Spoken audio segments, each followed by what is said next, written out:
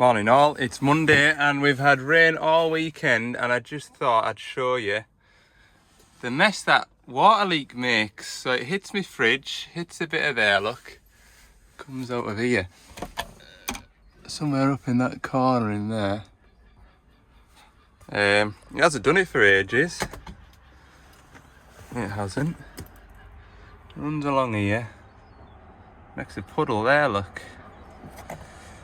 Yeah, not good like. But a brand new German van, you wouldn't expect it, would you? So I'm on holiday first week of September. So I'll get it booked in with Mercedes, and they can have the van all week. They can run hose pipes on it, or they can just allow the weather to do its thing. But anyway, hope you're all well. Hope you've all had a good weekend. I thought I'd just show you that. I need to run over to our Dumfries depot, drop the air conditioning gear off for a lad that's going up the road with it, and then I'm going back across those two diggers, get those serviced, and then tomorrow morning I'll need the air conditioning gear back, so I'll be meeting the lad tomorrow for that stuff, but we'll crack on with today. Alright, I'll see you up at Dumfries, well, if there's anything interesting to show you. Right, so it is about 12:30, and I've just got to my first job. Diggers there, 8.5 tonne to service, 500-hour service, so 2 fuel filters, engine oil filter, hydraulic return filter, final drives, air filters. So it shouldn't be too bad. And then the next one is a 14-tonner, not too far from here. The reason why it's such a late start is the aircon gear, Castle Douglas needed it for one of their jobs, so I had to meet our other engineer Tam over at Dumfries depot this morning with it. So that's 45 minutes in the wrong direction to come 45 minutes back to just about where I started, to head on up the road, which is one of them. Normally our parts man Dan would do that kind of work, but he's on holiday, so anyway, I need that air conditioning gear back obviously for tomorrow's job. The phone has been pretty busy this morning, so the week is looking busy again this week until Friday. So yeah, tomorrow's the aircon job. Wednesday is 140 LCR, which is cutting out, and then the Thursday will be a 140 LCR service, a 235 air conditioning fault, and a DX62. So plenty to do, but for the time being we'll focus on today. We'll definitely get all this work done today anyway, and then that'll be me caught up with last week's work. So yeah, I'll flip the camera around and I'll show you what we're on with today. So this is 8.5 tonne that we're going to service. Got engine oil filter, 2 fuel filters, and another fuel filter there. Air filters are there as well, so we'll do them first. Got the final drive set up, and been trekked today. We're just inside this shed, so it's nice and dry. The weather is very wet. I think tomorrow is going to be a better day, and then Wednesday is going to be wet again. So yeah, at least we're indoors for the first job. We'll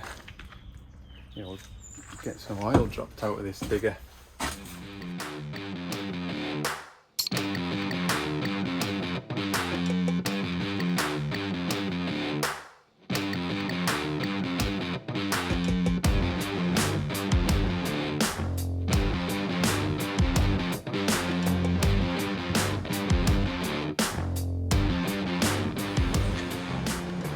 That's the service nearly complete. I'm just on with dropping the final drive oils. I've reset all the filter counts, service clock in the cab, and bled the fuel up.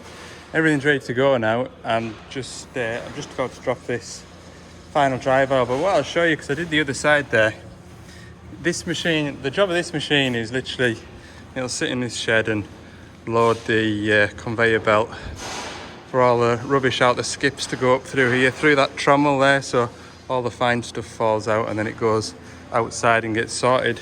So it's literally reasonably stationary, this machine. But yeah, this is the colour of the final drive oil. Absolutely nothing wrong with that, but because it's on the service schedule, I'll do it anyway. But I'll just remember next time when it's the individual service that probably won't need to do it. I'll probably just check the oil level next time. So obviously this machine is to service every 250 hours, engine oil and filter, so I'll mind on that I don't need to do this next time. So that's an 8.5 ton digger serviced. It's just after 2 o'clock now, so the next one's only 5 or 6 miles away. That's the 14 tonner, 500 hour service, so should only take an hour or so to do that. I'll grab my lunch before I start that job. So if I don't have my lunch, I'll end up really hungry and I'll just be grumpy. So there was a question last week. Someone had picked up that I was listening to podcasts. So I listen to a lot of podcasts for 2 reasons really. One is I don't know whether I'm getting old now, but I can't listen to Radio 1 anymore. The music on there just doesn't tick my boxes. And then Radio 2 I can kind of come and go with a bit, especially over lunchtime when you're getting all these people arguing with one another. It just gets you wound up. So yeah, I don't really listen to the radio anymore. I've found podcasts is a great way to pass the time while I'm driving. So I would say the 5 top podcasts that I listen to is I listen to David Cuddy, and his podcast is called The Wood for the Trees. So if you don't know David Cuddy, he's like he's on Instagram and Facebook, and he's a timber harvester driver, forwarder driver, blah blah blah. He's very good, entertaining to listen to. Another one, if you watch a lot of YouTube, there's the Millennium Farmer.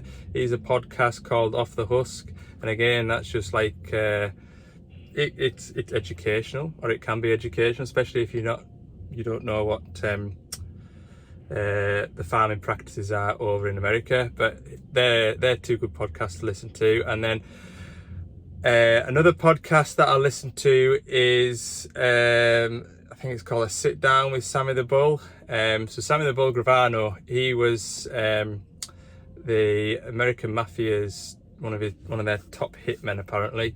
And he sort of tells his life story, how he got into the mafia, stories from inside the mafia, and sort of how he rose up through the ranks in the mafia. So that's really interesting. I'd definitely recommend that. And there'll be easily 50 or 60 episodes that are about between 20 minutes and an hour long, so there's plenty to listen to there. And then another podcast, Real Dictators. That's good, I quite enjoy that. It tells you the biography of various dictators throughout history, so that's quite good. And then another one that I listen to is Real Narcos. These are all on Spotify as well, if you just search them in Spotify. Real Narcos tells you about various different drug lords, how they kind of rose up through the ranks and came to power and became so notorious. So you've got El Chapo and Pablo Escobar and all that, so they're definitely worth listening to as well. So that's the sort of podcast genres that I listen to. So quite entertaining, and also I suppose you could say educational as well. Try and broaden my education while I'm sat driving. But yeah, that's the kind of podcast that I listen to. So yeah, I'll go and have my lunch and we'll go and get this next 14 tonner serviced.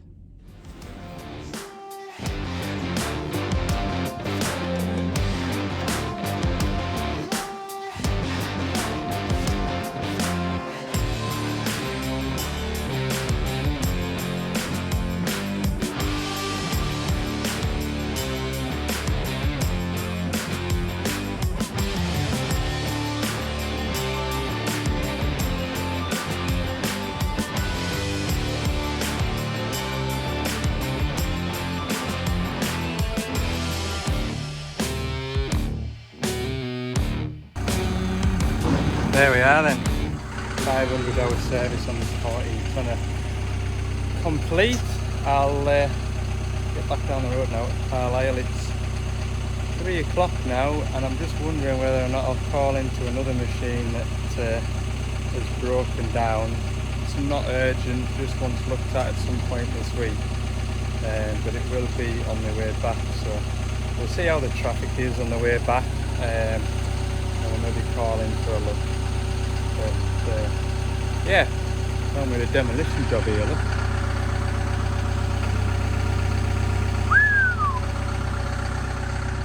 Wouldn't mind doing a bit of demolition work myself. It looks quite satisfying knocking stuff down. Anyway, I'll catch you in a minute.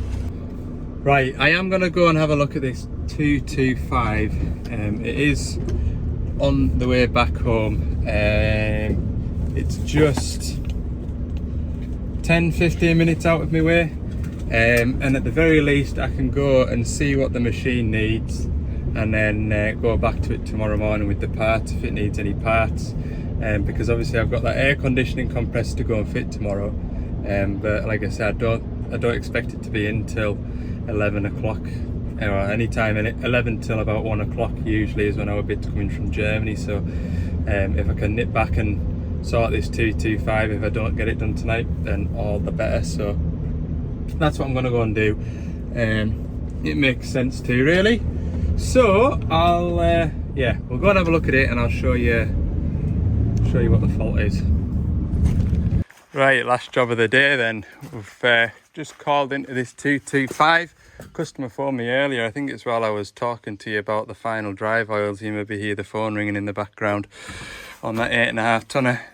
It's going to go and move this machine just so it can get this low loader trailer out from underneath it, and the machine won't move.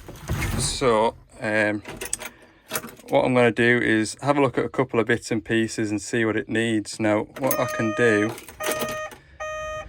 is start the machine first.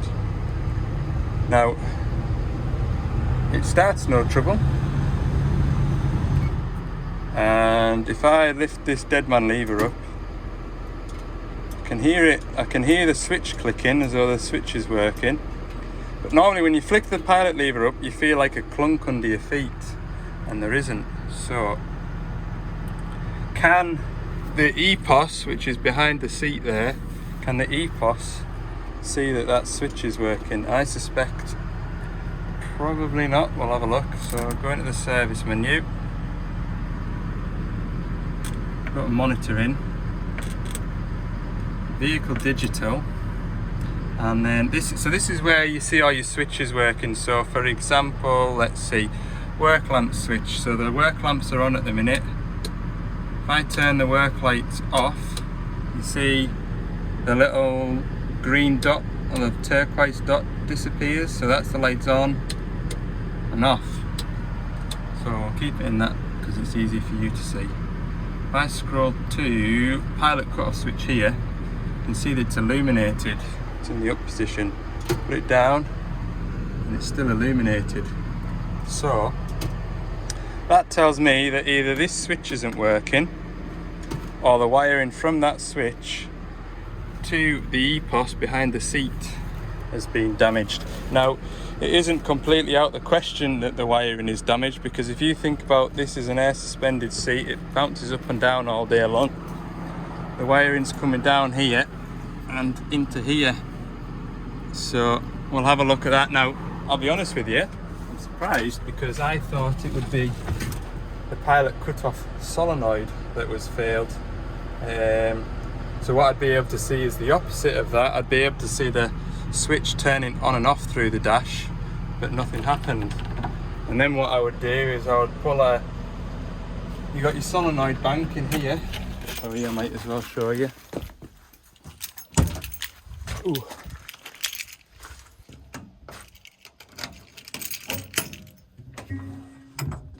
Behind here you've got your solenoid bank here, so this is your pilot accumulator. So that's how I remember that this one's the pilot solenoid, it's next to the accumulator. So what I would do is unplug that one and swap it with, say, this one, which is a high-speed tracking, or probably the easiest one, to be fair, to get to is this one. I'd take that coil off, put it on there, plug the pilot's wiring back in, and should everything move as it should do, then you know, we just need to pop back in the morning with a coil, which is what I thought would be the case, but it's looking like a wiring fault. Yeah, so I'll check, well, I'll probably check the fuses first, shouldn't I? So I'll just grab my multimeter and check the fuses. But yeah, there's a lot you can do with the dash, as you can see. I've not, van door's still shut, I've not got any tools out yet, and I've already kind of got an idea that the fault is between here and the EPOS behind the seat.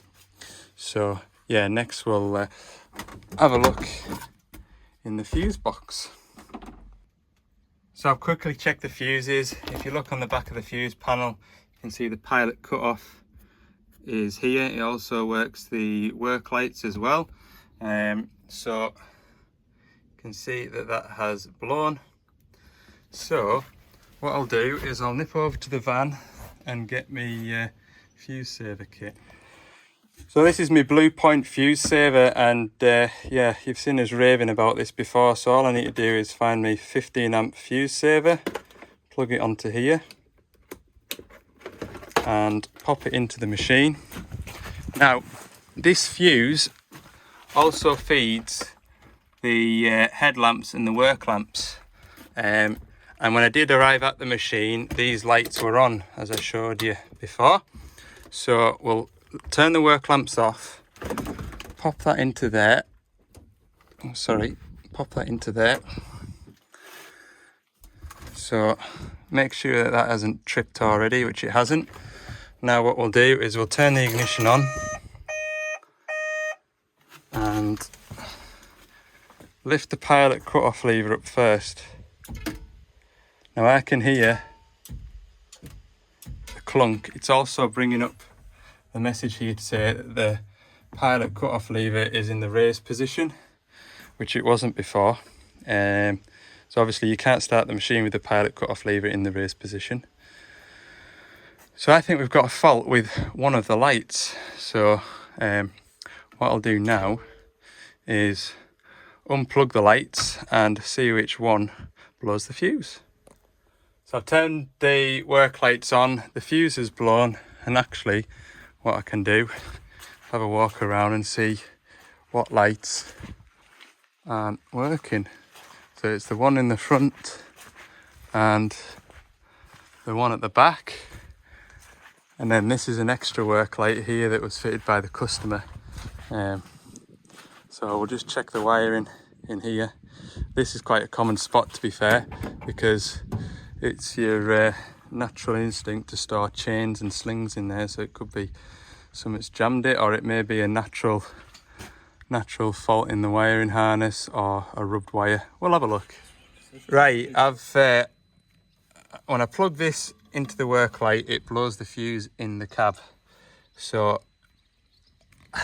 the weird thing is, I pulled that lamp off there and plugged it in. It didn't blow the fuse, but the lamp didn't illuminate. So I've taken this end off here, and you can see our ends are corroded.